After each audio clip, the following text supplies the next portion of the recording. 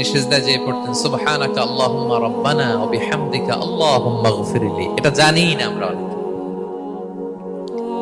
সুবহানাকা আল্লাহুম্মা রাব্বানা ওয়া বিহামদিকা আল্লাহুম্মা ইগফিরলি এর অর্থ হচ্ছে, হে আমার রব, আপনার পবিত্রতা ঘোষণা করছি, আপনার প্রশংসা আমরা করছি, আল্লাহ আপনি আমাকে ক্ষমা করে দেন, আল্লাহুম্মা ইগফিরলি। এই দোয়াটা বিষ্ণু ইসলাম পড়তেন।